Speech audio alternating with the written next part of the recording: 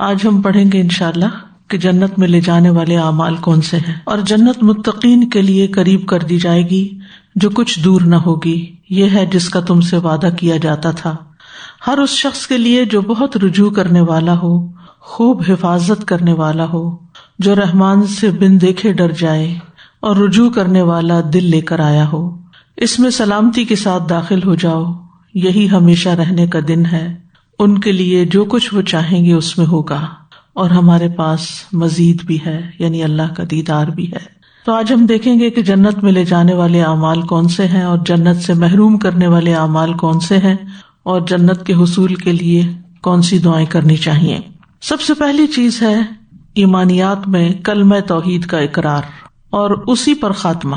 حذیفہ رضی اللہ عنہ سے مروی ہے، وہ کہتے ہیں کہ ایک مرتبہ میں نے اپنا سینہ نبی صلی اللہ علیہ وسلم کے لیے تکیہ بنا رکھا تھا، یعنی آپ مجھ پر ٹیک لگائے ہوئے تھے، کہ نبی صلی اللہ علیہ وسلم نے فرمایا، جو شخص اللہ کا چہرہ چاہنے کے لیے لا الہ الا اللہ کا اقرار کرے اور اسی پر اس کا اختتام ہو تو وہ جنت میں داخل ہوگا۔ یعنی یہ سب سے پہلی اور اہم ترین شرط ہے کہ لا الہ الا اللہ کا اقرار کیا جائے اور مرتے وقت بھی اسی پر انسان کی موت آئے۔ سورۃ الفتح میں اللہ تعالیٰ فرماتے ہیں، تو یہاں پر جنت میں جانے کے لیے کیا ہے؟ ایمان لانا ضروری ہے، ہمیشہ ان میں رہنے والے اور ان سے ان کی برائیاں دور کر دے، اور یہ ہمیشہ سے اللہ کے نزدیک بہت بڑی کامیابی ہے کہ کوئی شخص ایمان لائے اور پھر جنت میں داخل ہو جائے۔ اسی طرح سورۃ مریم میں اللہ سبحانہ تعالیٰ ایمان کے ساتھ عمل صالح کی شرط بھی لگاتے ہیں جنت میں داخلے کے لیے۔ فرمایا، مگر جس نے توبہ کی اور ایمان لایا اور نیک عمل کیا، یعنی پچھلے گناہوں سے توبہ کی، کفر سے، شرک سے، نفاق سے، کبیرہ گناہوں سے، اور ایمان لا کر نیک کام کیے، تو یہ لوگ جنت میں داخل ہوں گے اور ان پر کچھ ظلم نہ کیا جائے گا۔ اسی طرح جنت میں داخلے کے لیے اللہ کا تقوی ضروری ہے۔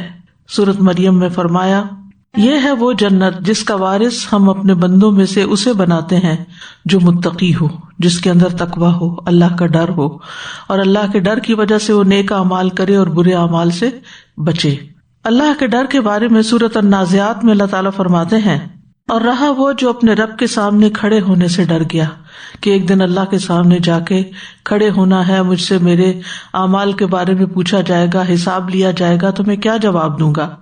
اور اس نے نفس کو خواہش سے روک لیا، یعنی دنیا میں اللہ کی مرضی کے مطابق رہا، نہ کہ اپنی ذاتی خواہش کے مطابق، تو بے شک جنت ہی اس کا ٹھکانہ ہے۔ پھر اسی طرح اللہ کے سامنے عاجزی اختیار کرنا، جھک کے رہنا۔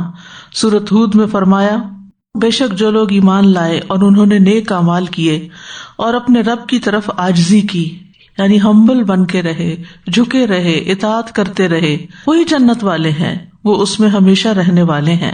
پھر اسی طرح نبی صلی اللہ علیہ وسلم کی اطاعت بھی ضروری ہے، آپ پر ایمان لانا اور آپ کی اطاعت کرنا۔ صحیح بخاری میں آتا ہے، من اطاعنی دخل الجنہ، نبی صلی اللہ علیہ وسلم نے فرمایا، جس نے میری اطاعت کی تو وہ جنت میں داخل ہوگا۔ اسی طرح ایمان لانے میں فرشتوں پر ایمان، کتابوں پر ایمان، سارے رسولوں پر ایمان اور آخرت پر ایمان، تقدیر پر ایمان لانا ضروری ہے۔ اس ایمان کے بغیر کوئی شخص جنت میں داخل نہیں ہو سکتا۔ ایمان کے بعد عمل صالح ضروری ہے، اور عمل صالح میں سب سے پہلے عبادات کی پابندی۔ رسول اللہ صلی اللہ علیہ وسلم نے فرمایا، جو شخص اللہ اور اس کے رسول پر ایمان لائے اور نماز قائم کرے اور رمضان کے روزے رکھے تو اللہ پر حق ہے کہ وہ اسے جنت میں داخل کرے۔ 5 نمازوں کی حفاظت۔ رسول اللہ صلی اللہ علیہ وسلم نے فرمایا، اللہ تبارک و تعالیٰ نے اپنے بندوں پر 5 نمازیں فرض کر دی ہیں، جو شخص انہیں اس طرح ادا کرے کہ ان میں سے کسی چیز کو ضائع نہ کرے اور نہ ان کا حق معمولی سمجھے، یعنی پورے رکوع اور سجود کرے، طہارت پراپر کرے، تو اللہ تبارک و تعالیٰ کا وعدہ ہے کہ اسے جنت میں داخل کرے۔ اور جو انہیں اس طرح ادا نہ کرے گا، یعنی نماز تو پڑھ رہا ہے لیکن وقت پہ نہیں پڑھ رہا، یا وضو پراپر نہیں کیا، یا سطر کا اہتمام نہیں کیا، یا قبلہ رخ نہیں ہوا، یا اور شرائط کو پورا نہیں کیا، تو پھر اللہ کا اس سے کوئی وعدہ نہیں، چاہے تو سزا دے، چاہے تو بخش دے۔ تو اس لیے صرف نماز پڑھنا کافی نہیں، اس کے لیے ضروری ہے کہ اس کو شرائط اور آداب کے ساتھ ادا کیا جائے۔ ایک دن میں 12 رکعت سنت نماز ادا کرنے والے کے لیے بھی جنت میں محل کی خوشخبری ہے۔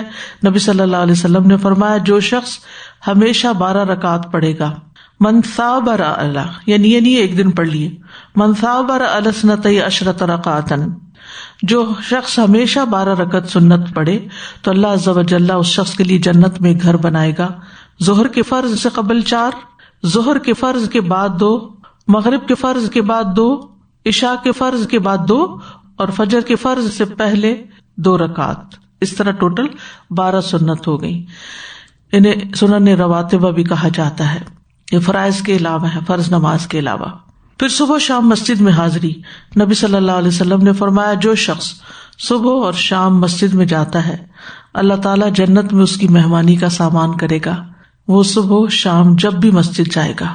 پھر روزے کی حالت میں خاتمہ ہونا، نبی صلی اللہ علیہ وسلم نے فرمایا جو شخص اللہ کے چہرے کی خاطر روزہ رکھے ایک دن کا اور اسی پر اس کا اختتام ہو، یعنی روزہ پورا کرے اور پھر اس میں فوت بھی ہو جائے تو وہ جنت میں داخل ہوگا۔ پورا کرے سے مراد یہ نہیں کہ روزہ پورا کرے، ختم لہ بہا، خاتمہ بھی اس کا اسی پر ہوا تو پھر داخلہ جنت میں ہے۔ پھر حج کا اجر، صحیح بخاری میں ہے رسول اللہ صلی اللہ علیہ وسلم نے فرمایا ایک عمرے کے بعد دوسرا عمرہ دونوں کے درمیان کے گناہوں کا کفارہ ہے، اور حج مبرور کا بدلہ جنت کے سوا کچھ نہیں، یعنی حج اور عمرہ بھی انسان کے ان اعمال میں سے جو جنت میں لے جانے والے ہیں۔ عبادات کے بعد نفلی صدقات، نبی صلی اللہ علیہ وسلم نے فرمایا جو شخص اللہ کا چہرہ چاہنے کے لیے صدقہ کرے، یعنی کسی پہ احسان نہ جتائے اور بددلی سے نہ کرے بلکہ خوشی سے کرے، اور اسی پر اس کا اختتام ہو، یعنی آخر دم تک اس نے ریاکاری نہیں کی اور جب بھی خرچ کیا چاہے سالوں سال گزر گئے کبھی بھی اس نے اس کو نہیں جتایا تو وہ جنت میں داخل ہوگا۔ پھر رسول اللہ صلی اللہ علیہ وسلم نے فرمایا 40 خصلتیں جن میں سے سب سے اعلیٰ و ارفع دودھ دینے والی بکری کا ہدیہ کرنا ہے، ایسی ہیں کہ جو شخص ان میں سے ایک خصلت پر بھی عامل ہوگا ثواب کی نیت سے اور اللہ کے وعدے کو سچا سمجھتے ہوئے تو اللہ اس کی وجہ سے اسے جنت میں داخل کرے گا۔ یعنی انسان دوسرے انسانوں کی ضروریات پوری کرے، ان میں سے ایک ضرورت کیا ہے کہ دودھ دینے والی بکری کا صدقہ کرنا، اور وہ گائے بھی ہو سکتی، بھینس بھی ہو سکتی، یعنی وہ خرید کر کسی غریب فیملی کو انسان دے دے کہ جو اس سے اپنا پیٹ بھر سکیں، ان کے بچے پی سکیں۔ ایسے صدقات کو بھی جن کا خاص طور پر بائی نیم ذکر کیا گیا، ایک تو نا جنرلی صدقہ ہم ویسے ہی دے دیتے ہیں بغیر کسی وجہ کے کہ ٹھیک ہے جیسے چاہیں خرچ کر لیں، اور ایک یہ ہے کہ خود خرید کے یا کسی سے کہہ کے خرید کے کسی کو وہ دلوانا خوبصورت صدقہ ہے اور اس پر جنت کی بشارت ہے۔ پھر معاملات میں سب سے اہم صلہ رحمی ہے، رشتہ داروں کے ساتھ اچھا سلوک رکھنا ہے۔ ابو ایوب کہتے ہیں ایک آدمی نے نبی صلی اللہ علیہ وسلم کی خدمت میں حاضر ہو کر عرض کیا کہ مجھے ایسا عمل بتا دیجئے جو مجھے جنت کے قریب و جہنم سے دور کر دے۔ آپ نے فرمایا اللہ کی عبادت کرو، اس کے ساتھ کسی کو شریک نہ کرو، نماز قائم کرو، زکوٰۃ ادا کرو اور اپنے رشتہ داروں سے صلہ رحمی کرو، یعنی ان کے حقوق ادا کرتے رہو، ان سے جڑے رہو، ان سے تعلق قائم رکھو، اور ان میں خاص طور پر سب سے پہلا حق جس کا ہے وہ ہے والدین سے نیکی کرنا۔ حضرت عائشہ کہتی ہیں کہ رسول اللہ صلی اللہ علیہ وسلم نے فرمایا میں سویا تو میں نے خواب میں اپنے آپ کو جنت میں دیکھا، تو میں نے وہاں ایک قاری کی تلاوت کی آواز سنی، میں نے پوچھا یہ کون ہے؟ مجھے بتایا گیا یہ حارثہ بن نعمان ہے۔ رسول اللہ صلی اللہ علیہ وسلم نے ان سے کہا یہی نیکی ہے، یہی نیکی ہے، اور وہ کیا تھی؟ وہ لوگوں میں سے اپنی والدہ کے ساتھ بہت زیادہ حسن سلوک کرنے والے تھے، یعنی والدین اور والدین میں سے بھی والدہ، اس کے ساتھ حسن سلوک کرنا، اس کا خیال رکھنا، اس کی ضروریات پوری کرنا، اس کا دل خوش کرنا، زندہ ہو تب بھی اور اگر کوئی فوت ہو جائے تو مرنے کے بعد بھی ان کے لیے صدقہ خیرات کرنا، یہ ایسی نیکی ہے جو انسان کو جنت میں لے جانے والی ہے۔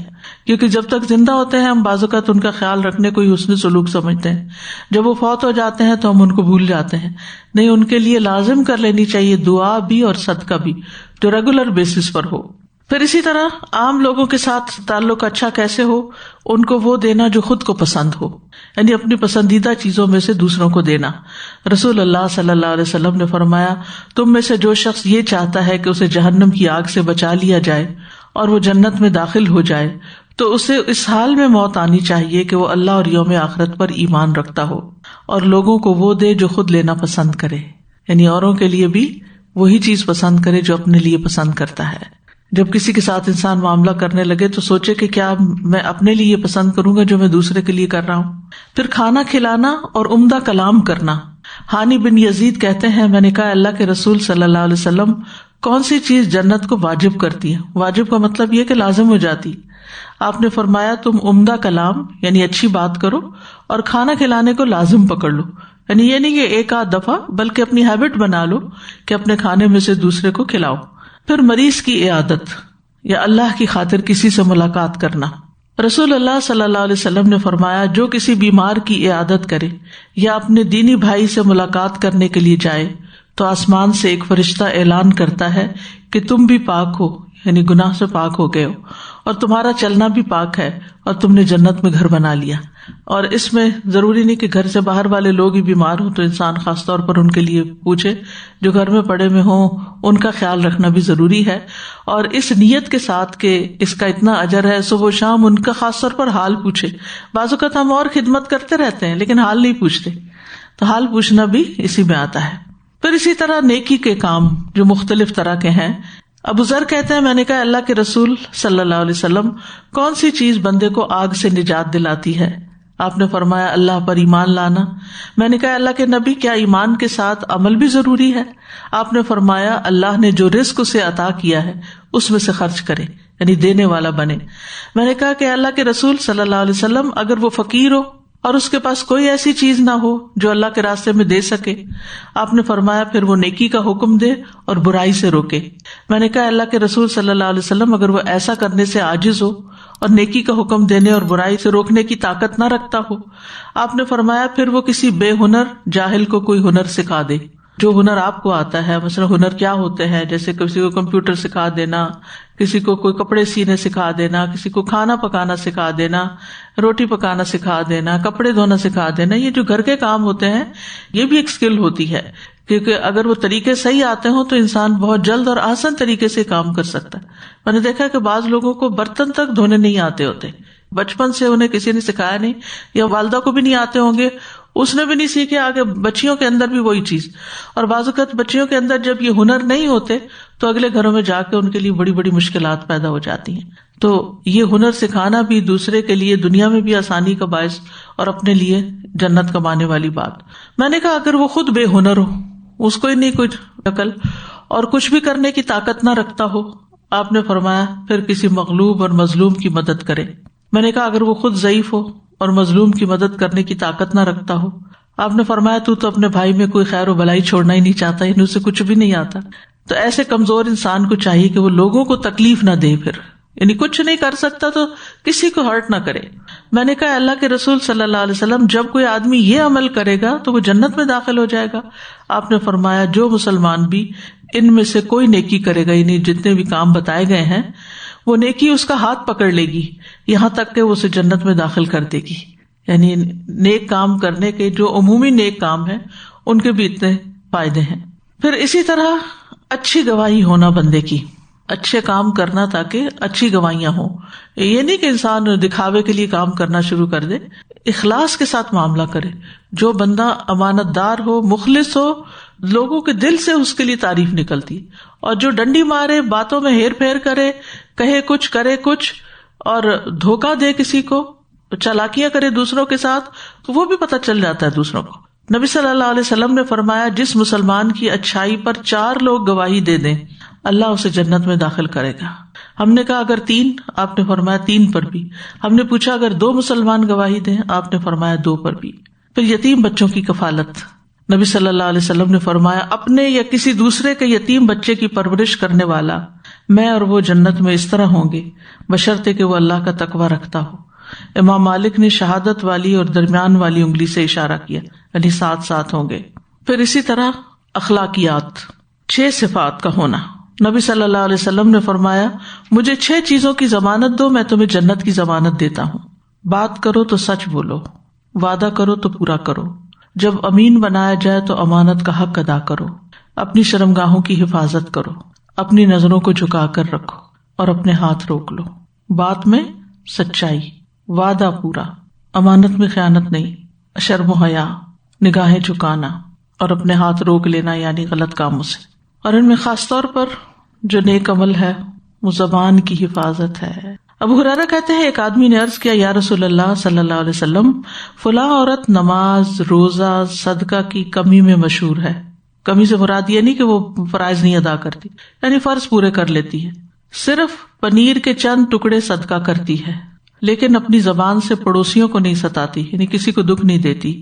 آپ نے فرمایا وہ جنتی ہے۔ یعنی اگر کوئی عورت اپنی نمازیں پوری کرتی ہے، اپنے فرائض پورے کرتی ہے، اور اس کے ساتھ ساتھ صدقہ خیرات بھی جتنی اس کی ہمت توفیق ہے، ظاہر ہے ہر ایک کے پاس بہت کچھ نہیں ہوتا دینے کو، لیکن کچھ نہ کچھ جو بھی ہے وہ دیتی ہے، تو ایسی عورت بھی جنت میں جائے گی۔ لیکن اس کے برعکس وہ عورت جو نماز، روزہ، نفل بھی اور فرض بھی کرے لیکن اپنی زبان سے دوسروں کو تکلیف دے تو وہ جہنمی ہے۔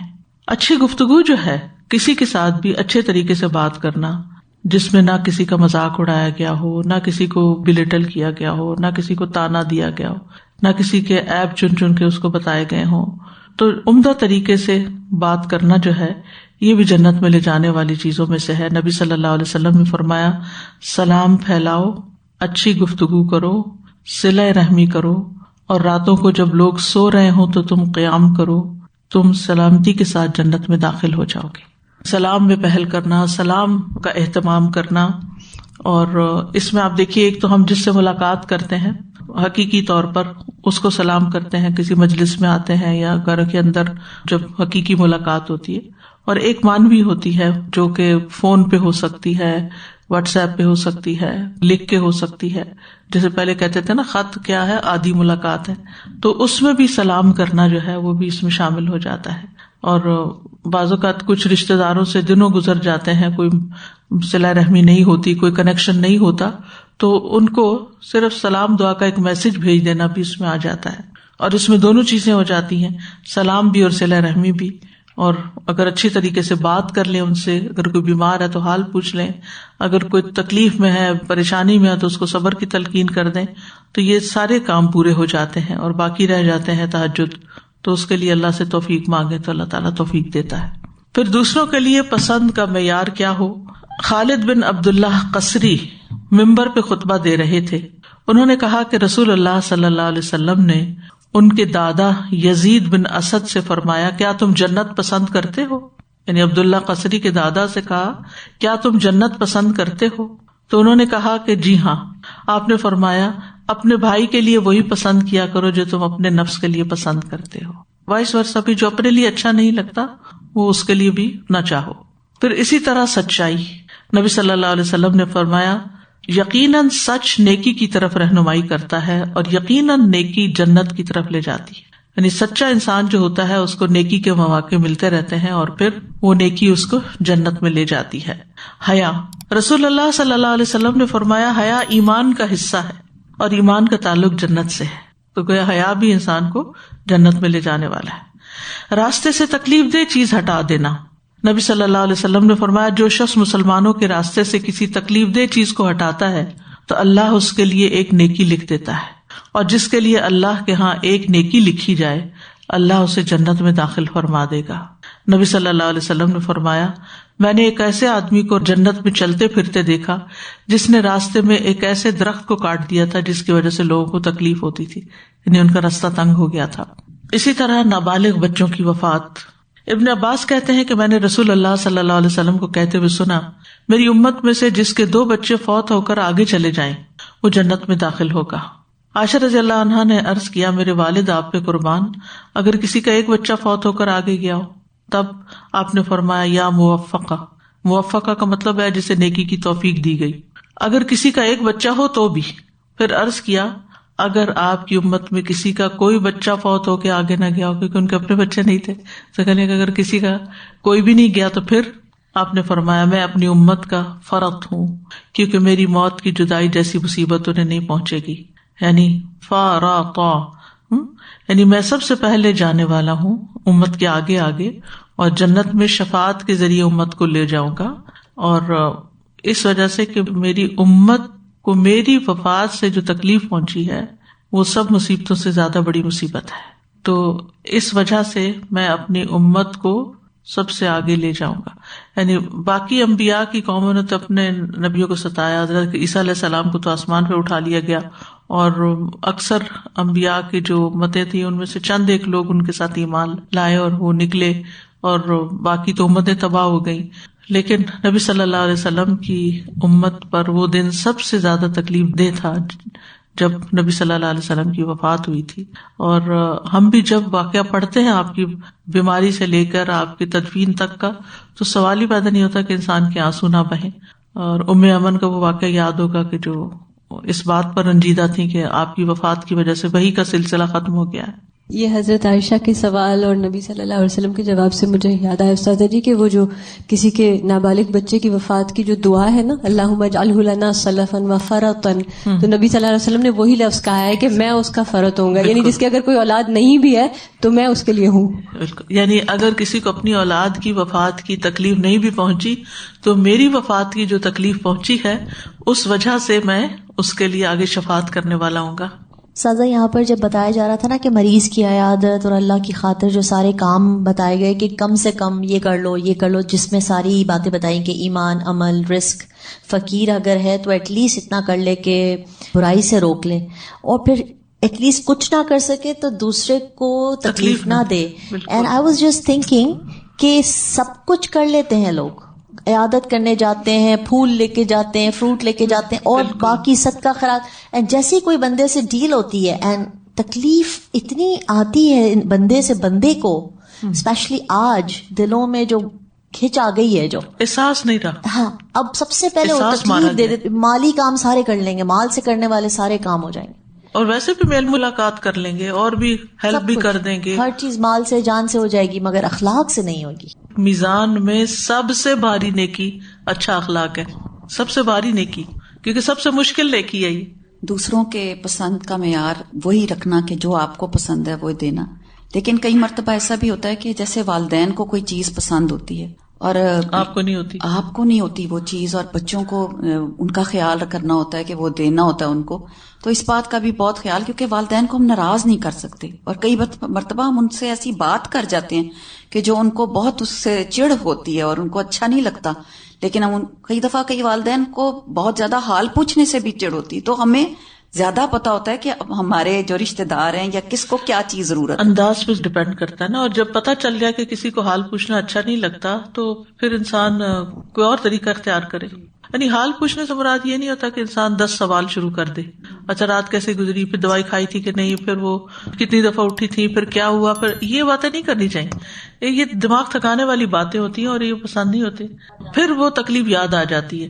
تو حال پوچھنے سے مراد یہ ہے کہ کانٹیکٹ رکھنا اور اس طرح معاملہ کرنا کہ دوسرا فیل کرے کہ کوئی میری کیئر کرنے والا ہے، نہ کہ میرے پہ بوجھ ہے.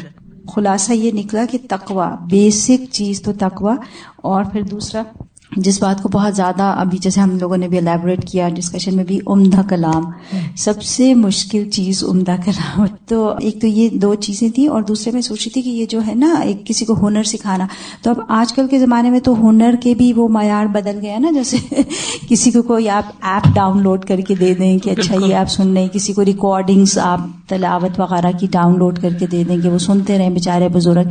پھر مائکرو ویو کا اتنا زیادہ استعمال ہے کہ تو بزرگ بیچارے گھر میں اکیلے ہوتے ہیں، تو کوئی ایک بس بٹن ان کو فکس کر کے دے گا، بس آپ یہ دبائیں گی تو وہ گرم ہو جائے گا. تو اتنی ڈفرنٹ چیزیں ہیں جو آج کے زمانے میں ہم تھوڑا ڈفرنٹ ہو گئے. جتنی نئی ٹیکنالوجی ہے، جتنی نئی مشینری ہے، ان سب کا سیکھنا ایک کام ہے جی، اور دوسرے کو سکھانا. جی بالکل. اور استاذہ جی یہ جو بات ہے نا کہ جو اپنے لیے پسند کرے وہی دوسرے کے لیے، تو اس کا نا فنی، لیکن کیا ہوتا ہے کہ رشتہ کسی کو بتاؤ تو پھر وہ فوراً کمپیریزن کرتے ہیں کہ اچھا اپنی بچی کے لیے تو آپ نے یہی سوچا، اور حالانکہ وہ صحیح ہوتا ہے، صرف شکل پہ کئی دفعہ آ کے تو بات دوسرے لوگ اس طرح کی کر دیتے ہیں. تو وہ مجھے لگ رہا تھا تھوڑا سا جیسے ان کو سمجھنا چاہیے اس بات کو بھی کہ ڈفرینٹ وقت میں ڈفرینٹ حالات ہوتے ہیں، اور ایک صرف حالات بھی، اور پھر کسی کا ڈپلیکیٹ تو کوئی نہیں ہوتا نا، کہ پھر یہ کہ سامنے والے کو بھی دیکھنا پڑتا ہے. ہو سکتا ہے کہ آپ کے بیٹے کی کوالیفیکیشن اور ہو جس کے لیے ایسی کوئی چیز مل گئی اور دوسرا اس معیار پہ نہ پورا اترتا ہو. پھر ہے ذکر اذکار، اذان. رسول اللہ صلی اللہ علیہ وسلم نے فرمایا جس نے 12 سال اذان دی اس کے لیے جنت واجب ہو جاتی ہے، اور روز اس کے لیے اذان کہنے کے باعث 60 نیکیاں اور تکبیر کے سبب 30 نیکیاں لکھی جاتی ہیں. پھر دل کے یقین سے اذان کا جواب دینا. اب خواتین اذان تو نہیں دے سکتی لیکن جواب تو دے سکتی ہیں نا. ابو ہریرہ کہتے ہیں کہ ایک مرتبہ رسول اللہ صلی اللہ علیہ وسلم کے ساتھ ہم یمن کے کسی بالائی حصے میں تھے کہ بلال رضی اللہ عنہ اذان دینے کے لیے کھڑے ہوئے. جب وہ اذان دے کر خاموش ہوئے تو رسول اللہ صلی اللہ علیہ وسلم نے فرمایا جو شخص بلال کے کہے ہوئے کلمات کی طرح دل کے یقین کے ساتھ یہ کلمات کہے یعنی اذان کا جواب دے تو وہ جنت میں داخل ہوگا. یعنی توجہ سے اذان سننی چاہیے اور جواب دینا چاہیے. پھر نماز کے بعد اور سونے سے پہلے کی تسبیحات، تسبیح پڑھنا جو تسبیحات فاطمہ ہے. نبی صلی اللہ علیہ وسلم نے فرمایا 2 عمل ایسے ہیں اگر کوئی مسلمان بندہ ان کی پابندی کر لے تو جنت میں داخل ہوگا، اور وہ بہت آسان ہے مگر ان پہ عمل کرنے والے بہت کم ہیں. ایک یہ ہے کہ ہر نماز کے بعد 10 بار سبحان اللہ، 10 بار الحمدللہ، 10 بار اللہ اکبر کہے تو زبان کی ادائیگی کے اعتبار سے 150 بار یعنی 5 نمازوں کا، اور ترازو میں 1500 ہوں گے، ہر نیکی کا 10 گنا نا. اور دوسرا یہ کہ سوتے وقت 34 بار اللہ اکبر، 33 بار الحمدللہ، 33 بار سبحان اللہ کہے یعنی بیڈ پہ جا کے. یہ زبان سے تو 100 ہوئے اور میزان میں 1000 ہوں گے یعنی 10 گنا ہر ایک. اور اسی طرح نماز کے بعد 33 بار کی بھی بات آتی ہے. اگر 33 بار کا ٹائم نہیں تو 10 بار کا تو ٹائم نکالنا ہی چاہیے. کتنے منٹ لگیں گے اس میں؟ اور اگر اس کے بدلے جنت ملتی ہو تو اور کیا چاہیے؟ صرف عادت بنانے کی دیر ہے. پھر قرآن مجید کی سورتوں سے محبت. انس بن مالک رضی اللہ عنہ روایت کرتے ہیں کہ ایک شخص نے کہا اے اللہ کے رسول میں قل هو اللہ احد سے محبت رکھتا ہوں. تو نبی صلی اللہ علیہ وسلم نے فرمایا تمہاری اس سے محبت تمہیں جنت میں داخل کرے گی. یعنی قل هو اللہ احد میں اللہ تعالیٰ کی توحید ہے تو اس سورت سے محبت تمہیں جنت میں داخل کرے گی. پھر اللہ تعالیٰ کے 99 نام یاد رکھنا. ان للہ 99 اسما 100 الا واحدا من احصاها دخل الجنہ. نبی صلی اللہ علیہ وسلم نے فرمایا اللہ تعالیٰ کے 99 نام ہیں یعنی 1 کم 100. جو شخص ان سب کو محفوظ رکھے گا یعنی ان کو یاد رکھے گا وہ جنت میں داخل ہوگا. اور خاص طور پر آپ دیکھیے کہ ان کا معنی جاننا، اور جب کوئی وقت آئے مشکل تو اس وقت اللہ کا کوئی ایسا نام یاد کر لینا کہ جس سے اس کی تکلیف دور ہو جائے. کیونکہ انسان کی یہ نیچر ہے کہ تکلیف میں اسے کوئی چاہیے ہوتا ہے، کوئی مددگار چاہیے ہوتا ہے، کوئی کنسول کرنے والا چاہیے ہوتا ہے، کوئی اس کی سننے والا چاہیے ہوتا ہے، کوئی آسرا چاہیے ہوتا ہے جسے ہم کہتے ہیں نا آسرا، وہ آسرا چاہیے ہوتا ہے. تو جو اللہ سبحانہ تعالیٰ کو اپنا آسرا بنا لے اور اللہ سبحانہ تعالیٰ سے مدد مانگے اور اس کی طرف رجوع کرے اور اس سے دعائیں کرنا شروع کر دے تو آپ سوچئے کہ پھر اس کی مصیبت کتنی ہلکی ہو جائے گی اور حل بھی ہو جائے گی. ایسے موقع پر اس موقع کی مناسبت سے اللہ تعالیٰ کا کوئی نام یاد کر کے اس کو اس کے ساتھ پکار کے یا اس کی اس خوبی کے ساتھ یاد کر کے تسلی رکھنا یہ بھی بڑا ضروری ہے. پھر وضو کے بعد کے نفل پڑھنے سے جنت واجب ہوتی ہے.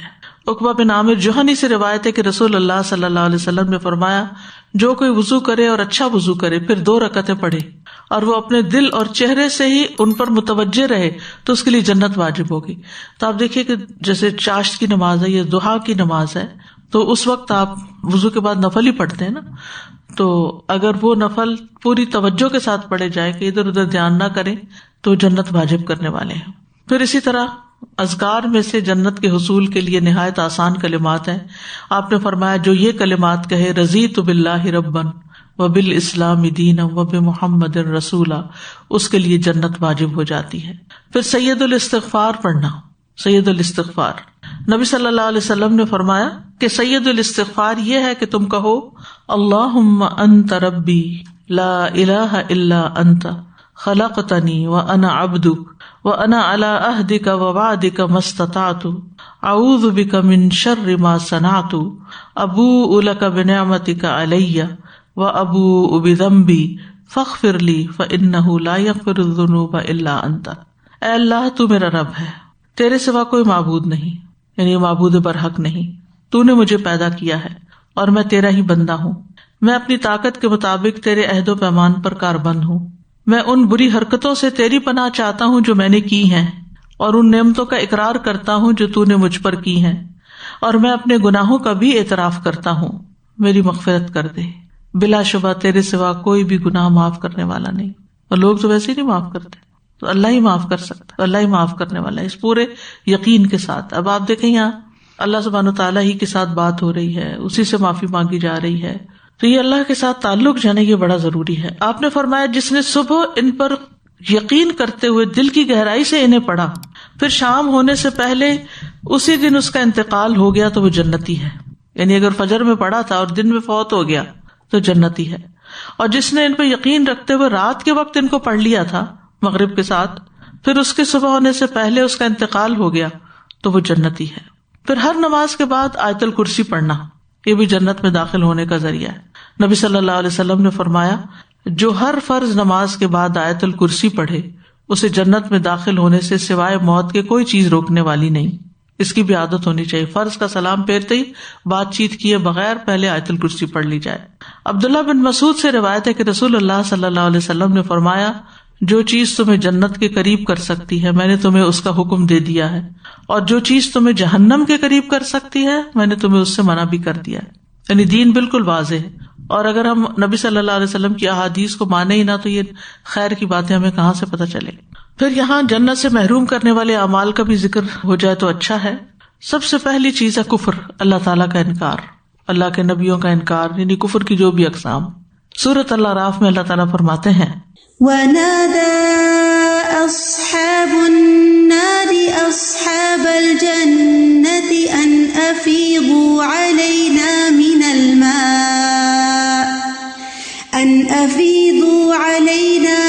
الْمَاءِ أَوْ مِمَّا رَزَقَكُمُ اللَّهُ قَالُوا إِنَّ اللَّهَ حَرَّمَهُمَا عَلَى الْكَافِرِينَ۔ اور آگ والے جنت والوں کو آوازیں دیں گے جہنم میں سے کہ ہم پر کچھ پانی بہا دو، یا اس میں سے جو کچھ اللہ نے تمہیں رزق دیا ہے اس میں سے کچھ کھانے کو دے دو۔ وہ کہیں گے بے شک اللہ نے یہ دونوں چیزیں کافروں پہ حرام کر دی ہیں، نہ پانی نہ کھانا، جنت کا کھانا تمہارے لیے نہیں، حالانکہ ان کے پاس وافر ہوگا۔ ابو ہریرہ رضی اللہ عنہ کہتے ہیں کہ نبی صلی اللہ علیہ وسلم نے فرمایا کہ اللہ تعالیٰ فرماتے ہیں میں نے کافروں پہ جنت حرام کر دی ہے۔ جنت کیا، جنت کا کھانا اور پانی بھی حرام ہے۔ دوسری چیز ہے شرک۔ سورۃ المائدہ میں فرمایا لَقَدْ كَفَرَ الَّذِينَ قَالُوا إِنَّ اللَّهَ هُوَ الْمَسِيحُ ابْنُ مَرْيَمَ وَقَالَ الْمَسِيحُ يَا بَنِي إِسْرَائِيلَ اعْبُدُوا اللَّهَ رَبِّي وَرَبَّكُمْ إِنَّهُ مَن يُشْرِكْ بِاللَّهِ فَقَدْ حَرَّمَ اللَّهُ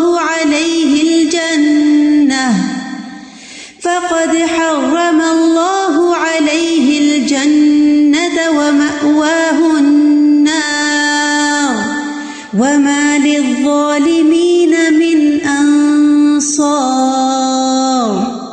اے بنی اسرائیل اللہ کی عبادت کرو، مسیح علیہ السلام نے کہا تھا جو میرا اور تمہارا رب ہے۔ بے شک حقیقت یہ ہے کہ جو بھی اللہ کے ساتھ شریک بنائے، یعنی کسی کو اللہ کا بیٹا قرار دے یا پارٹنر، تو یقیناً اس پر اللہ نے جنت حرام کر دی اور اس کا ٹھکانہ آگ ہے، اور ظالموں کے لیے کوئی مدد کرنے والا نہیں۔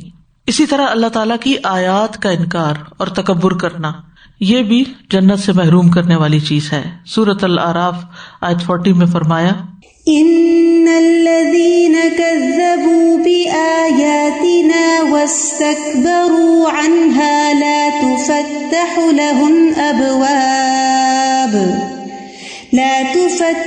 لَهُمْ أَبْوَابُ السَّمَاءِ وَلَا يَدْخُلُونَ الْجَنَّةَ حَتَّى يَلِجَ الْجَمَلُ فِي سَمِّ الْخِيَاطِ وَكَذَلِكَ نَجْزِي الْمُجْرِمِينَ۔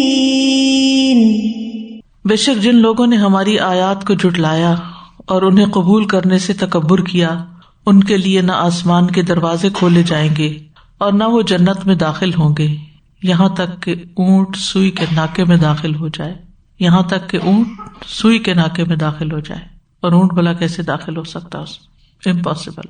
اور ہم مجرموں کو اسی طرح بدلا دیتے ہیں۔ پھر قطع رحمی، رسول اللہ صلی اللہ علیہ وسلم نے فرمایا قطع رحمی کرنے والا جنت میں داخل نہ ہوگا۔ پھر چغل خوری، نبی صلی اللہ علیہ وسلم نے فرمایا چغل خور جنت میں داخل نہیں ہوگا. پھر پڑوسی کو ستانا.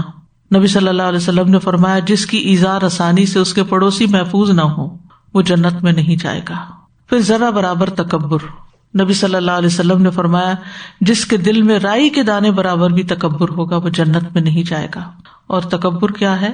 حق سے منہ موڑنا اور لوگوں کو کمتر سمجھنا. لوگوں کو کمتر سمجھنا، حق سے منہ موڑنا. بعض اوقات لوگ حق کو قبول کر لیتے ہیں لیکن لوگوں کے بارے میں رائے اچھی نہیں رکھتے، ان کو حقیر سمجھتے ہیں. اس کی کیا علامات ہوتی ہیں؟ لوگوں کو کمتر کیسے سمجھا جاتا ہے؟ جب ہم لوگوں کے بارے میں کوئی رائے دیتے ہیں، تبصرہ کرتے ہیں، تو عام طور پہ ہم کیا کرتے ہیں؟ چھوڑو، انہیں کیا پتا، انہیں نہیں پتا. کسی کے بارے میں کہیں گے اس کو دنیا کا نہیں پتا، کسی کے بارے میں کہیں گے اس کو دین کا نہیں پتا، اس کو فلاں نہیں آتا، اس کو یہ نہیں آتا، اس کو وہ نہیں آتا، یہ نہیں کرتا، یہ وہ نہیں کرتا. تو یہ جو لوگوں کو حقیر سمجھنا ہے نا، اور اپنی دھوس چلانا اور اپنی مرضی کرنا اور اپنے آپ کو زیادہ عقل مند سمجھنا، یہ رویہ بڑا خطرناک ہے. تو رائی کے دانے برابر، رائی کیا چیز ہے؟ یعنی بہت تھوڑی کوانٹٹی جو ہے تکبر کی وہ بھی نقصان دہ ہے، کیونکہ وہ دوسروں کے لیے بہت اذیت کا باعث بن جاتی ہے. یعنی اگر مثلاً ایک استاد ہے، پڑھا رہا ہے، اور اگر کسی نے کوئی سوال کر دیا تو کہا تم جاہل، تمہیں کیا پتا. کوئی غریب ہے سوال کر بیٹھا، ان کا تو کام ہی صرف مانگنا ہے. حقیر سمجھ کر اشاروں سے بھی، ناک چڑھا کے، ماتھے پہ بل ڈال کے، کیسے کیسے طریقے سے ہم لوگوں کو ذلیل کرتے ہیں. تو کسی کو کچھ آتا ہو یا نہ آتا ہو، ہم کون ہیں جو کسی کو حقیر سمجھیں؟ ہر ایک کی غلطیوں سے درگزر کرنے کی ضرورت ہے اور اس پہ بے جا تبصرے نہیں کرنے چاہیے. کسی پہ ہنسنا نہیں چاہیے، بدگمانی نہیں کرنی چاہیے، کیونکہ ہنسنے کے پیچھے بھی کیا ہوتا ہے؟ جب کوئی کسی پہ ہنستا ہے تو اس کا مطلب کیا ہے؟ حقیر سمجھتا ہے اس کو، تبھی ہنستا ہے نا. ہم اپنے ماں باپ کو اپنے سے بڑا سمجھتے ہیں تو ان پہ تو نہیں ہنستے، اور اگر کوئی ماں باپ پہ بھی ہنستا ہے تو اس کا مطلب تو بالکل ہی گیا گزرا. سادہ یہاں پر یہ مجھے یاد آ رہا تھا کہ تکبر میں جیسے آپ نے کہا نا کسی کو کمتر سمجھنا، اور چاہے وہ کسی چیز میں کمی بھی رکھتا ہو تب بھی اسے کمی کا احساس نہیں دلانا چاہیے. تو جب میں اسپیشل نیڈس کے ساتھ پہلے کام کر چکی ہوں، اس کی ایجوکیشن بھی لی ہے، تو آپ چہروں پہ دیکھیں گی اتنی لوگ ایسے شو کریں گے جیسے they are like feeling very bad about them and they don't like it, disgusting. کبھی منہ سے بول دیں گے oh what disgusting is this. and even teachers بھی جو اس کے لیے مقرر کی گئی ہیں، جنہیں پیسے دیے گئے ہیں کہ آپ ان کا خیال رکھیں، مگر وہ ہر وقت منہ سے ان کے لیے نا بری بات نکل رہی ہوگی کہ ایک تو آپ کو رکھا گیا ان کی ٹیک کیئر کے لیے اور ان کے اسٹیم کو بڑھانے کے لیے. ان کو سب فیل ہوتا ہے استاذہ، ایسا نہیں ہے کہ انہیں کچھ فیل نہیں ہو رہا، آپ ان کو گالی دیں یا ان کو زور سے پکڑ لیں. اسی طرح اپنے ہی بچوں کے ساتھ بعض کا ظلم کر رہے ہوتے ہیں، ان پہ ہنس رہے ہوتے ہیں، ان کے ساتھ اس طرح کی باتیں کرتے ہیں، وہ ساری زندگی کے لیے کانفیڈینس ختم کر بیٹھتے ہیں. سادہ یہ ایک تکبر کی بہت کامن سی مثال ہے کہ ہم جب گیدرنگز میں بیٹھتے ہیں تو وی مسٹ میک شیور کہ زیادہ تر لوگ کس لینگویج میں بات کرتے ہیں. اگر کوئی اردو بات کرنا پسند کرتے ہیں تو ہم وہاں پہ انگلش شروع کر دیتے ہیں اور پھر دوسروں کے ایکسنٹ پہ بھی مذاق اڑاتے ہیں. تو یہ بہت ضروری کہ ہمیں آتی کا مطلب یہ نہیں کہ ہم اس گیدرنگ میں شروع. بالکل. تو یہ بہت دھیان رکھنا چاہیے کہ سٹنگ کیسی سٹنگ ہے اس کے حساب سے بھی شروع. سر جی ہمیں کئی دفعہ پتہ بھی نہیں چلتا کہ ہم کس طرح سے بات کر رہے ہیں. یہ زیادہ آپ شکل دیکھتے ساتھ ہی آپ کئی دفعہ کہتے ہیں آپ کو کسی چیز کی ضرورت ہے، اسی وقت آپ اس کو ڈیگریڈ ہی کر دیتے ہیں بندے کو کہ میں نے تو کوئی چیز مانگی بھی نہیں، کچھ کیا بھی نہیں. اور کئی مرتبہ آپ کی مس انڈرسٹینڈنگز اس قسم کی ہوتی ہیں، آپ کی اپنی دوسروں کے بارے میں رائے، آپ خود ایک مائنڈ چل رہا ہوتا ہے، وہ شیطان آپ کے پیچھے لگا ہوتا ہے، لیکن آپ کو نہیں پتا ہوتا کہ آپ کیا حرکتیں کر رہے ہیں، آپ کس قسم کی بات کر رہے ہیں. ہر وقت اپنے اوپر بھی چیک رکھنا بہت بڑی بات. اخلاص، ندامت اور اعتراف کہ میں نے واقعی میں غلط کر رہا ہوں، اور اصلاح بھی تبھی ہوتی ہے نا. مجھے تو لگ رہا ہے کہ کئی دفعہ تو زبان سے بھی کہنے کی ضرورت نہیں ہوتی، آپ کا باڈی لینگویج، آپ کا جیسچر، آپ کا دیکھنے کا انداز، اگلے کی بات سننے کا انداز اس طرح کا ہوتا ہے کہ ہر اس سے ٹپک رہی ہوتی ہے کہ وہ آپ لیٹ ڈاؤن کر رہے ہیں دوسرے بندے کو. پھر والدین کی نافرمانی، احسان جتلانا، پھر جادو پر ایمان لانا. ابو موسیٰ اشعری کہتے ہیں کہ رسول اللہ صلی اللہ علیہ وسلم نے فرمایا شراب پر ہمیشگی کرنے والا، جادو پر ایمان لانے والا اور قطع رحمی کرنے والا جنت میں داخل نہیں ہوں گے. پھر تقدیر کا انکار. نبی صلی اللہ علیہ وسلم نے فرمایا والدین کا نافرمان، ہمیشہ شراب پینے والا اور تقدیر کو جھٹلانے والا جنت میں داخل نہیں ہوں گے. پھر حرام کھانا. رسول اللہ صلی اللہ علیہ وسلم نے فرمایا حرام مال سے پلا ہوا جسم جنت میں نہیں جائے گا. پھر مخالف جنس کی مشابہت اختیار کرنا، دیوس اور شراب کا عادی. آپ نے فرمایا 3 قسم کے لوگ کبھی بھی جنت میں داخل نہیں ہوں گے. دیوس وہ عورتیں جو مردوں سے مشابہت کرنے والی ہیں, ہمیشہ شراب پینے والا. صحابہ نے کہا اے اللہ کے رسول صلی اللہ علیہ وسلم, ہمیشہ کے شرابی کے تو ہم جانتے ہیں, مگر دیوس کا کیا معنی ہے؟ آپ نے فرمایا وہ شخص جس کی پرواہ نہیں کرتا کہ اس کے گھر والوں کے پاس کون داخل ہو رہا ہے, کون آ جا رہا ہے. ہم نے کہا فما الرجلۃ من النساء, آپ نے فرمایا وہ عورتیں جو مردوں سے مشابہت کرنے والی ہیں. تو یہاں پر جنت سے رکاوٹ بننے والے اعمال کا ذکر تھا, وہ ختم ہوا. تھوڑا سا ذکر ہم آراف والوں کا بھی کرتے ہیں, کیونکہ قیامت کے دن کچھ لوگ تو اپنے اعمال کی وجہ سے جہنم میں جائیں گے اور کچھ لوگ جنت میں جائیں گے, اور کچھ ایسے ہوں گے جو جنت اور جہنم کے بیچ میں اسٹک ہوں گے, جن کو آراف والے کہا گیا. یہ وہ لوگ ہوں گے جن کے اچھے اور برے اعمال برابر ہوں گے. سورۃ الاعراف میں فرمایا وَبَيْنَهُمَا حِجَابٌ وَعَلَى الْأَعْرَافِ رِجَالٌ يَعْرِفُونَ كُلًّا بِسِيمَاهُمْ وَنَادَوْا أَصْحَابَ الْجَنَّةِ أَن سَلَامٌ عَلَيْكُمْ لَمْ يَدْخُلُوهَا وَهُمْ يَطْمَعُونَ وَإِذَا صُرِفَتْ أَبْصَارُهُمْ تِلْقَاءَ أَصْحَابِ النَّارِ قَالُوا رَبَّنَا لَا تَجْعَلْنَا مَعَ الْقَوْمِ الظَّالِمِينَ وَنَادَى أَصْحَابُ الْأَعْرَافِ رِجَالًا يَعْرِفُونَهُم بِسِيمَاهُمْ قالوا ما أغنى عنكم جمعكم وما كنتم تستكبرون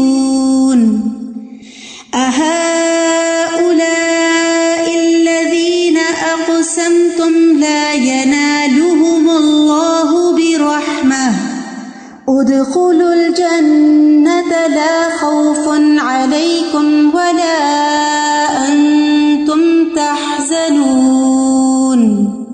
اور ان دونوں کے درمیان ایک آڑ ہوگی. دونوں کون ہیں؟ جنت والے اور جہنم والے. بیچ میں ایک دیوار ہوگی یا آڑ ہوگی, اور اس کی بلندیوں پر کچھ لوگ ہوں گے جو سب کو ان کی نشانی سے پہچانیں گے. یعنی جنت والوں کو ان کے چمکتے چہروں سے اور جہنم والوں کو ان کے سیاہ چہروں سے. اور وہ جنت والوں کو آواز دیں گے تم پر سلام ہو. وہ اس میں داخل نہ ہوئے ہوں گے اور وہ طمع رکھتے ہوں گے, یعنی یہ آراف والے.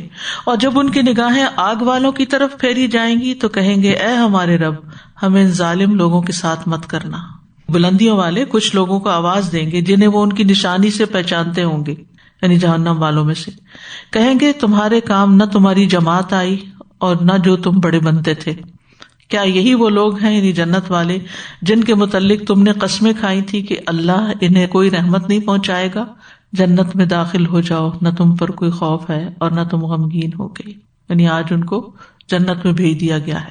تو یہ آراف والے کون ہیں؟ آراف کا لفظ جو ہے یہ عرف کی جمع ہے. عرف کہتے ہیں عام زمین سے اونچی جگہ کو, جیسے دیوار ہو, ٹیلا ہو کچھ. طبری اس کی تعریف یہ کرتے ہیں کہ عربوں کے نزدیک ہر وہ جگہ جو اونچی ہوتی ہے اس کو عرف کہتے ہیں, ہر وہ جگہ جو بلندی پر ہوتی ہے. مرغ کی کلغی کو عرف کہا جاتا ہے کیونکہ وہ اس کے باقی سارے جسم کی نسبت اوپر ہوتی ہے. اسی طرح عرف الفرس گھوڑے کی گردن کے بال, وہ بھی اونچے اٹھے ہوئے ہوتے ہیں. اور اونچی جگہ کا نام عرف بھی اسی کی طرف لوٹتا ہے کیونکہ اونچی جگہ, بلند جگہ, نشیبی اور نیچی جگہ کی نسبت زیادہ پہچانی جاتی ہے. عرف عرف پہچاننے کو کہتے ہیں, وہ تو پہچانی جاتی ہے. اور اصطلاح میں آراف سے مراد وہ پردہ, دیوار یا اونچا ٹیلا جنت اور جہنم کے درمیان ایک رکاوٹ ہے جس کو اللہ تعالیٰ قیامت کے دن بنا دے گا. اور آراف والے لوگ جنت والے اور جہنم والے دونوں گروہوں کو دیکھیں گے اور ان کو ان کی علامات سے پہچانیں گے. یہ جو آیت میں آتا ہے وَبَيْنَهُمَا حجاب, یہی آراف ہے. ابن قیم کہتے ہیں کہ بینہما حجاب کا مطلب ہے کہ جنتیوں اور جہنمیوں کے درمیان پردہ ہوگا, حجاب ہوگا.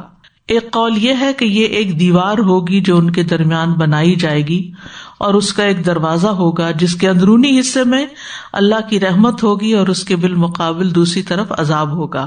اس کا وہ باطنی حصہ جو کہ مومن کے قریب ہوگا بس اس میں رحمت ہوگی, اور اس کا بیرونی حصہ جو کافروں کی طرف ہوگا ان کی طرف عذاب ہوگا.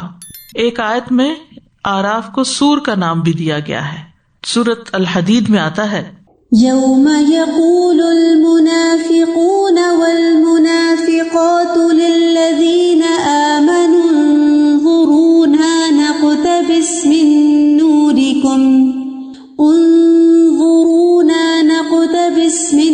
نوركم قيل ارجعوا وراءكم فالتمسوا نورا فضرب بينهم بسور له باب باطنه فيه الرحمة وظاهره من قبله العذاب۔ جس دن منافق مرد اور منافق عورتیں ان لوگوں سے کہیں گے جو ایمان لائے، ہمارا انتظار کرو کہ ہم تمہاری روشنی سے کچھ روشنی حاصل کر لیں۔ کہا جائے گا اپنے پیچھے لوٹ جاؤ، بس کچھ روشنی تلاش کرو۔ پھر ان کے درمیان ایک دیوار بنا دی جائے گی جس میں ایک دروازہ ہوگا، اس کے اندرونی جانب اس میں رحمت ہوگی اور بیرونی جانب اس کی طرف عذاب ہوگا۔ حذیفہ اور عبداللہ بن عباس کہتے ہیں کہ یہ وہ لوگ ہوں گے اعراف والے جن کی نیکیاں اور برائیاں برابر ہوں گی، پس ان کی برائیاں جنت تک جانے سے ان کو پیچھے کر دیں گی، لیکن ان کی نیکیاں ان کو آگ سے بچا کر آگے لے جائیں گی۔ ان کو وہاں کھڑا کر دیا جائے گا یہاں تک کہ اللہ ان کے بارے میں جو چاہے گا فیصلہ کرے گا، پھر اللہ تعالیٰ آخر میں ان کو اپنی رحمت کے ساتھ جنت میں داخل کر دے گا، لیکن وہ ایک لانگ ویٹنگ پیریڈ میں ہوں گے۔ ابن مسعود کہتے ہیں کہ جس کی نیکیاں اور برائیاں برابر ہوں گی وہ اعراف والوں میں سے ہوگا۔ اور یعرفون کلم بسیماہم کا مطلب ہے کہ جنتیوں کے چہرے سفید اور نورانی ہوں گے اور جہنمیوں کے کالے، یا امت محمد صلی اللہ علیہ وسلم کے وضو کے اعضاء جو چمک رہے ہوں گے۔ وہم یطمعون کا معنی ہے وہ جنت میں جانے کی امید رکھتے ہوں گے، یعنی ابھی گئے نہیں لیکن ان کو اللہ سے اچھی امید ہوگی، اپنے حساب کتاب کی وجہ سے وہ ابھی انتظار میں ہوں گے۔ تو اعراف والے وہاں کھڑے ہو کر دونوں کو پہچانیں گے اور جنت والوں کو سلام بھی کریں گے، اور جہنم والوں کو دیکھ کر اس سے بچنے کی دعا بھی کریں گے، اور یہ سب سے آخر میں جنت میں جائیں گے، یعنی جب میجر کراؤڈ چلا جائے گا۔ اس کے بعد پھر وہ جو جہنم میں گرے ہوئے لوگ ہیں وہ شفاعت سے نکل کے پھر جائیں گے۔ ایک بات یاد رکھیے کہ جو جہنمی جہنم کے دروازوں سے داخل ہوں گے وہ اس میں ہمیشہ رہیں گے، جہنم کے دروازوں سے جو گئے اندر وہ نہیں نکل پائیں گے، لیکن جو مسلمان اوپر سے پل صراط پر سے گریں گے وہ جہنم کی اوپر والی سطح پر ہوں گے، اور ان میں سے ہر ایک کو اس کے عمل کے مطابق، کسی کو گرم لو ملے گی، کسی کو آگ ہوگی، کوئی آگ میں پک کے ایسے کوئلہ ہو جائے گا اور پھر اس کو نہر حیات میں ڈالا جائے گا۔ اللہ عالم کہ کس کے اوپر کیا گزرتی ہے، لیکن یہ کہ وہ جہنم کی گہرائیوں میں نہیں جائیں گے، گہرائیوں میں منافقین جائیں گے اور کفار ہوں گے اور مشرکین وغیرہ ہوں گے، لیکن سب سے اوپر جو صراط کراس کرتے ہوئے گریں گے وہ پھر نکال لیے جائیں گے، پھر شفاعت سے نکالے جائیں گے، پھر اللہ تعالیٰ کے اتقاء ہوں گے، اور اس طرح ان میں سے آخری شخص بھی جس کا ہم پیچھے تفصیل سے پڑھ چکے ہیں کہ کس طرح وہ آہستہ آہستہ جنت تک پہنچ جائے گا اور اس میں داخل ہو جائے گا۔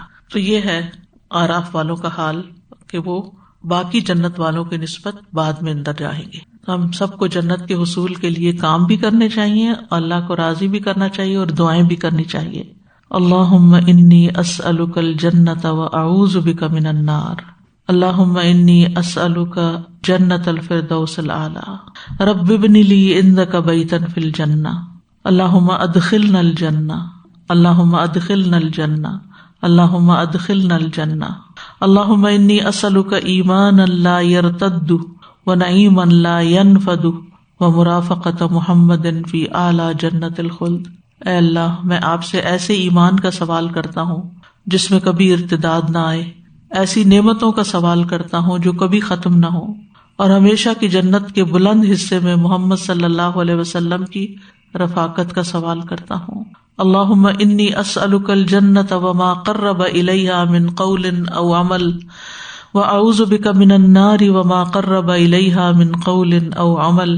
اے اللہ، میں تجھ سے جنت کا سوال کرتا ہوں اور ہر اس قول اور عمل کی توفیق کا سوال کرتا ہوں جو اس سے قریب کرے، اور میں جہنم سے تیری پناہ میں آتا ہوں اور ہر اس قول اور عمل سے پناہ مانگتا ہوں جو جہنم سے قریب کرے۔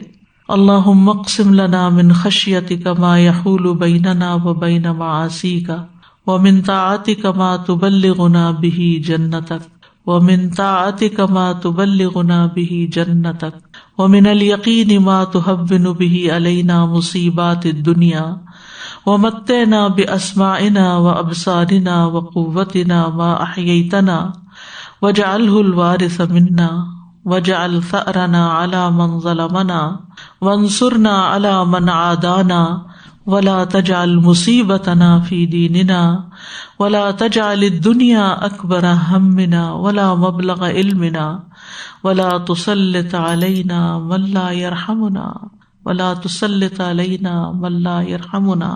ابو ہریرہ رضی اللہ عنہ کہتے ہیں کہ نبی صلی اللہ علیہ وسلم نے فرمایا، بے شک اللہ تبارک و تعالیٰ کے کچھ زائد فرشتے ایسے بھی ہیں جو گھومتے پھرتے رہتے ہیں، یعنی ایکسٹرا فرشتے ہیں وہ، جن کی کوئی اسپیسیفک ڈیوٹی نہیں۔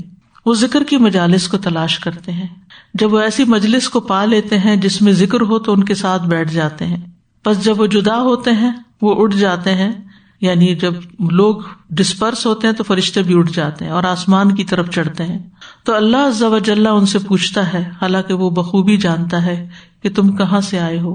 وہ عرض کرتے ہیں، ہم زمین میں تیرے بندوں کے پاس سے آئے ہیں جو تیری تسبیح، تکبیر، تحلیل اور تعریف اور تجھ سے سوال کرنے میں مشغول تھے۔ اللہ فرماتا ہے، وہ مجھ سے کیا سوال کر رہے تھے؟ وہ عرض کرتے ہیں، وہ تجھ سے تیری جنت کا سوال کر رہے تھے۔ اللہ تعالیٰ فرماتا ہے، کیا انہوں نے میری جنت کو دیکھا ہے؟ وہ عرض کرتے ہیں، نہیں ہے رب۔ اللہ تعالیٰ فرماتا ہے، اگر وہ میری جنت کو دیکھ لیتے تو ان کی کیا کیفیت ہوتی؟ وہ عرض کرتے ہیں، اور وہ تجھ سے پناہ بھی مانگ رہے تھے۔ اللہ تعالیٰ فرماتا ہے، وہ مجھ سے کس چیز کی پناہ مانگ رہے تھے؟ فرشتے عرض کرتے ہیں، اے رب تیری جہنم سے۔ اللہ تعالیٰ فرماتا ہے، کیا انہوں نے میری جہنم کو دیکھا ہے؟ وہ عرض کرتے ہیں، نہیں۔ اللہ تعالیٰ فرماتا ہے، اگر وہ میری جہنم کو دیکھ لیتے تو ان کی کیا کیفیت ہوتی؟ فرشتے عرض کرتے ہیں کہ وہ تجھ سے مغفرت بھی مانگ رہے تھے۔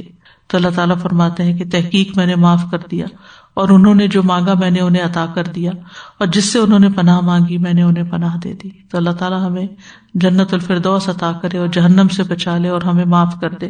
الحمدللہ یہ سیریز یہاں پر اب مکمل ہو گئی۔ اللہ سبحانہ وتعالی ہمیں عمل کی توفیق دے اور اس سے بہتر کام کرنے کی توفیق عطا فرمائے، ہماری کوتاہیوں سے درگزر فرمائے۔ اور اس حدیث کے حوالے سے یہ کہوں گی کہ ہم اس وقت گھروں میں بھی بیٹھ سکتے تھے، مجلس کے بغیر بھی پڑھ سکتے تھے، لیکن اپنا وقت نکال کے آنا، مجلس میں بیٹھنا اور پھر فرشتوں کی ہمسائیگی میں بیٹھنا، یہ بہت بڑے اعزاز کی بات ہے۔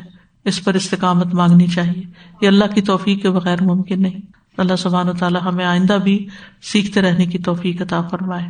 وآخر دعوانا ان الحمد للہ رب العالمین۔ سبحانک اللہم وبحمدک، اشہد ان لا الہ الا انت، استغفرک واتوب الیک۔